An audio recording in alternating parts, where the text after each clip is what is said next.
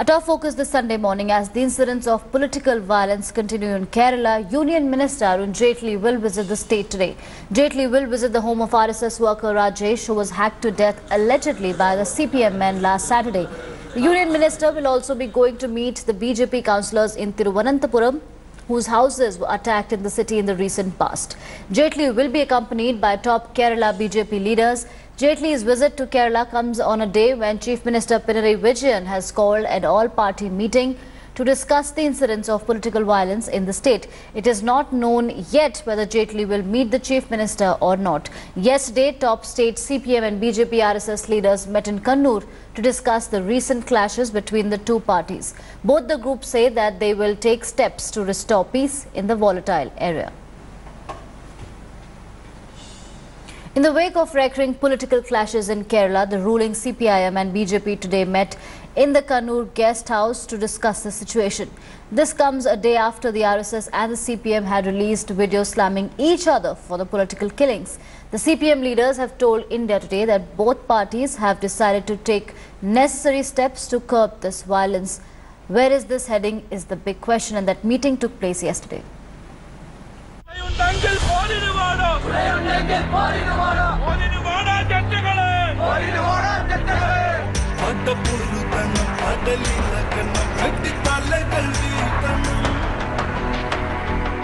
Days after attacks on RSS and CPM workers and the ugly video wars, the ruling CPM and BJP met in the Kannur guest house to discuss the recurring political clashes in Kerala. The BJP State President Kummanam Rajashekharan, CPM State Secretary Kodiyeri Balakrishnan, District Secretary CPM PJ Rajan, along with other party members, were present to discuss the political killings taking place in Kerala. Speaking exclusively to India Today, the top BJP and CPM leaders said all necessary steps will be taken to curb this violence. I think it is very fruitful, so we can go ahead with the peace talks. At the same time, everybody should give more importance to the giving freedom to work in a democratic setup. We will control our party rank and file. We will report the decision to all party units, and peace will be restored this district. That is our decision.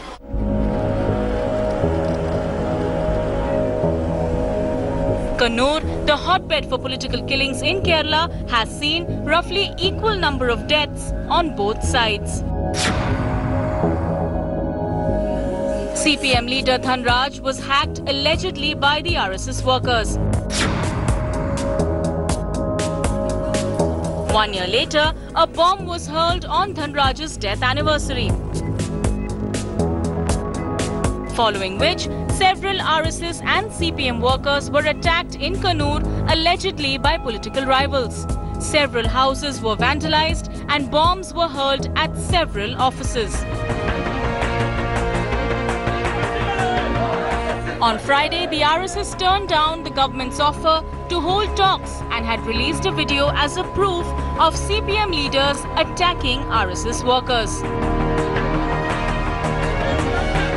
The video released aimed to corner the ruling party in Kerala ahead of Arun Jaitley's visit to Thiruvananthapuram on Sunday. The CPM too had released a video used by the RSS on social media.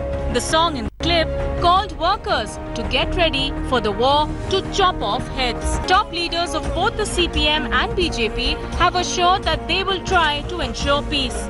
But will the RSS-CPM blame game end?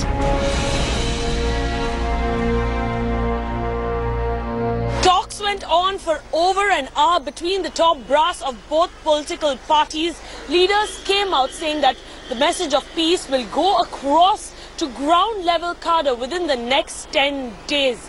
But what needs to be seen is, with the ongoing blame game between the CPM and RSS, will peace be restored in the city of Kannur, or will it continue being Kerala's killing fields?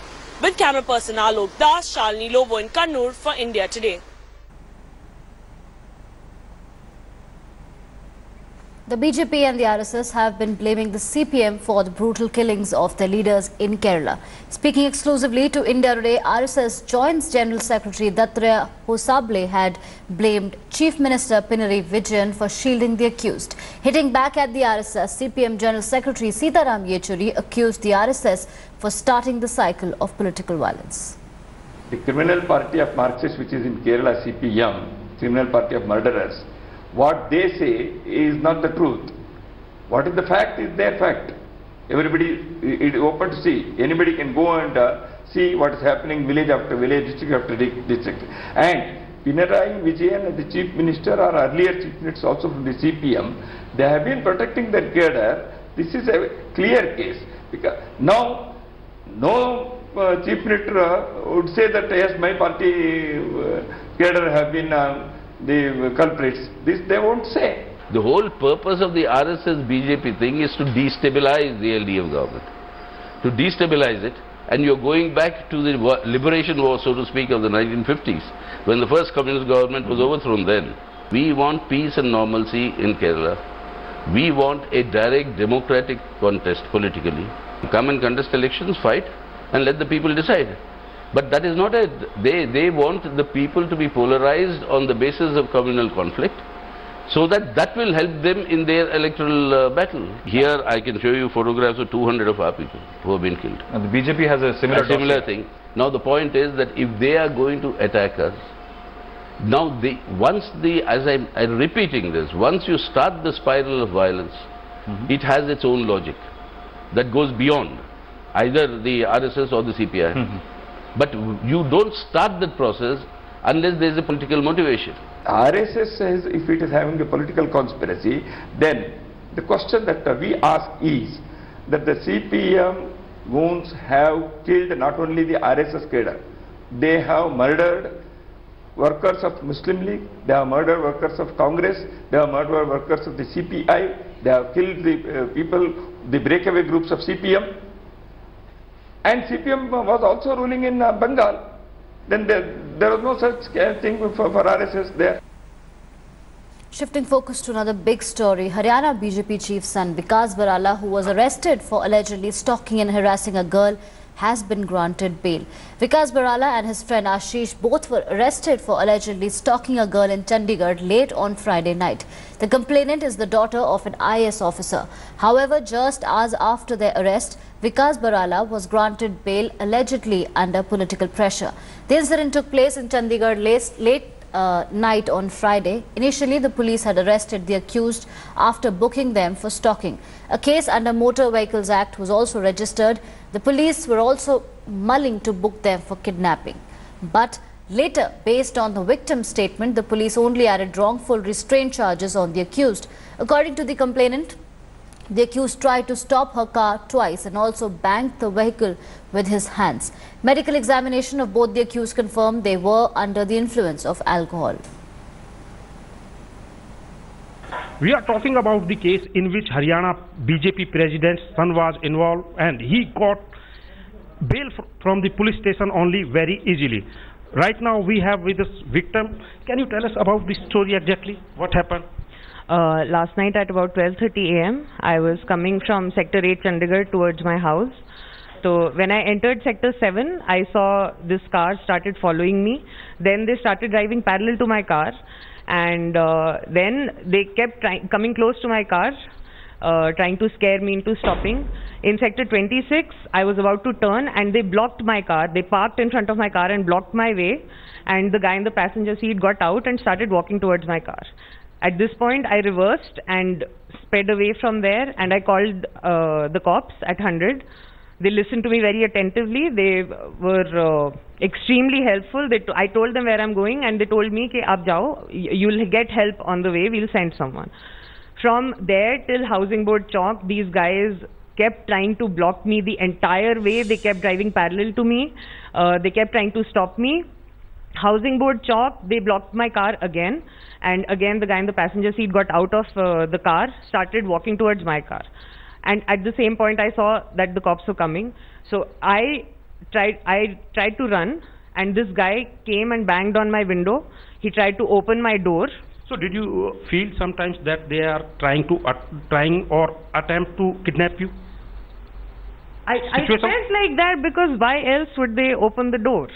Like, there is no logical reason. I have never seen them before in my life. They have not seen me. So why else? And I was, of course, they had been doing this for 20-25 minutes. I was scared. Anyone in their right mind knows that a woman would be scared alone. But just thankfully, right when he reached my car, the cops came, they ran and they caught them. And I am extremely grateful because if they hadn't done that, maybe I wouldn't have gotten saved. Maybe something much worse could have happened. So the cops caught them and I just like got out of there and then came back to complain. Shifting focus, meanwhile, the incident has also taken a political turn. The Congress and Indian National Lokdal have hit out at the BJP. The Congress has said that it will stage protests across Haryana today against the incident. Haryana Congress Chief Ashok Tanwar has condemned the attack, condemned the incident of stalking by the state BJP chief and demanded an apology from him. Taking a dig at the BJP, INLD leader Abhay Chautala has said that on the one hand, the BJP talks about saving the girl child and on the other, son of its Haryana unit chief stalks a girl. He has demanded Barala's removal as Haryana BJP chief. Meanwhile, Haryana Chief Minister Manohar Lal Khattar has said that the law will take its own course in the matter. Haryana BJP chief Subhash Barala has said that he had full faith in law and truth will be out soon. देखिए, मुझे संज्ञान में आया है, Chandigarh police ने एक मामला दर्ज किया है और चंडीगढ़ पुलिस मैं समझता हूँ उसमें ठीक से इन्वेस्टिगेशन करेगी। पुलिस और कानून पर हमको पूरा भरोसा है, इसमें कहीं कोई दिक्कत नहीं है। As the politics intensifies over the stalking incident, a fierce debate was witnessed on India Today last night. Here's an excerpt. Chitra, the victim, who was bold enough first to lodge a case against these two miscreants, has also taken to the social media to recount her ordeal, and she says that I have exactly told the police in these many words, there was an attempt to kidnap me. It is because of my presence of mind and of course the Chandigarh police was nearby that these two people were arrested. Perhaps then they didn't know their political antecedents. Do you believe here that the BJP, which now is saying that at least there was an arrest, needs to answer the muscle flexing, which is quite evident in this case with the police department to let go the BJP chief's son? I would like to first of all begin by commending the girl on her presence of mind, on her bravery, and I would also like to commend her family for standing by her. What happened through all this is that a huge disaster, a very sad incident that could have blotted Haryana's image once again was averted. I also commend the UT police for their quick actions and having saved the girl on the spot.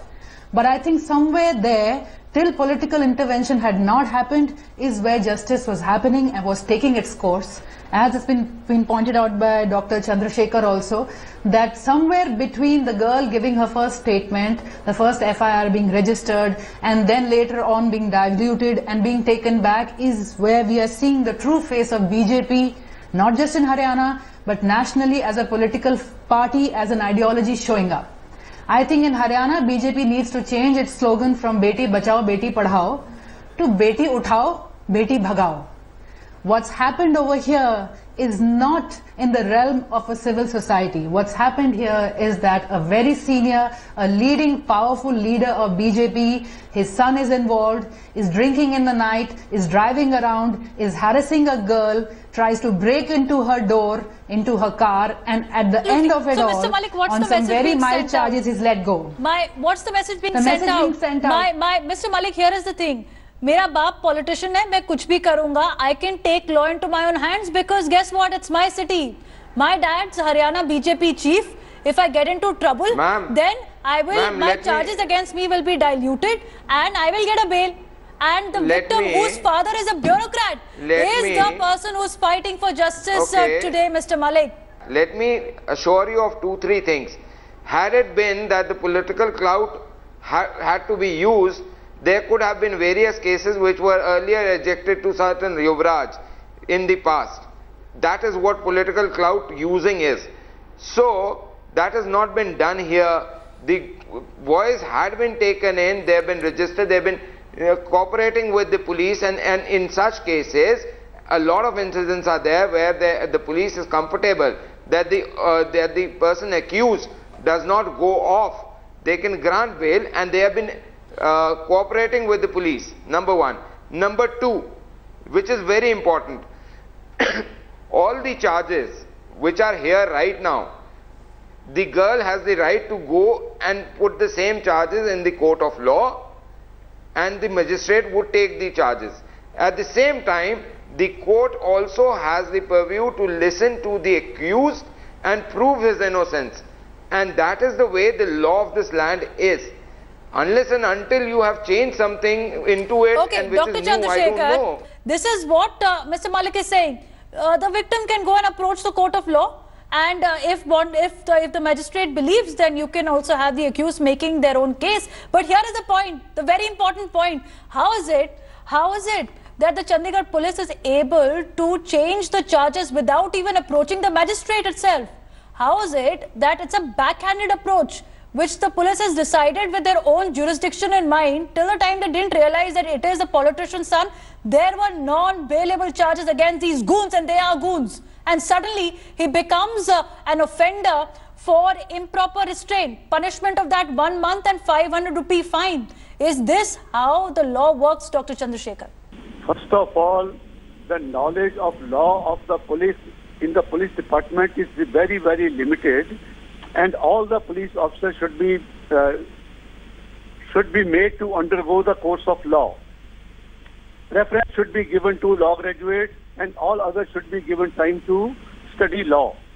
Because ultimately, when we say the fellow is to be produced before the magistrate has also to go by the conduct of the accused, which is most important. Under the circumstances, they could have committed any crime.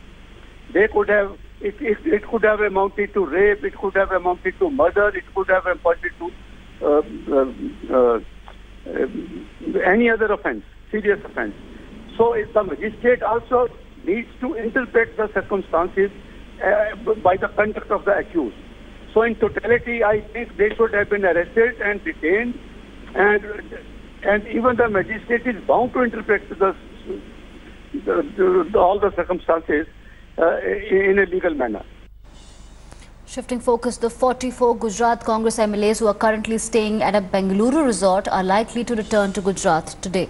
The Congress MLAs are going to meet later today to decide their next move. Yesterday, the MLAs came out from the resort for the first time since June 29th and met the Karnataka Governor Vajubhai Vala. They refuted allegations that they were being held at the Eagleton resort against their will. The Congress legislators said that they wanted to return to Gujarat soon. The Congress has posted videos of its MLAs saying that they were united and not being held captive. They also said that the BJP is targeting them ahead of the Rajya Sabha elections in Gujarat on August 8th. The Congress MLAs have been under fire for being absent in their constituencies at a time when people are suffering due to floods. तो यहाँ आप देख लीजिए, वजुभाई जी तो सबको पहचानते हैं। 44 MLAs 1 to 1 उनको मिले हैं, और ये इनका जवाब है कि कोई जबरन यहाँ नहीं है, सब प्यार से है। ऐसी खबरें भी चलाई, ये विधायक सीरियस है, अस्पताल में है। मेरे लिए भी चलाया कि इनको हार्ट अटैक आ गया है और ये सीरियस है। एक गंदी राजनीति की हम में से ना कोई जबरन यहाँ पे है। लोकतंत्र बचाने के लिए, सिद्धांत की लड़ाई लड़ने के लिए हम यहाँ पे हैं। I don't want to embrace my party. I will not embrace my party. It is my bound duty to be a party worker. I will not, at no point of time, I will let down my leaders and my party. I will discuss in detail with you later. All the officials have cooperated. They have done their duty. Then I am going to the resort where our MLAs are waiting. I don't want to disclose any other matter, right? I wish you all the best. Truth will only come out.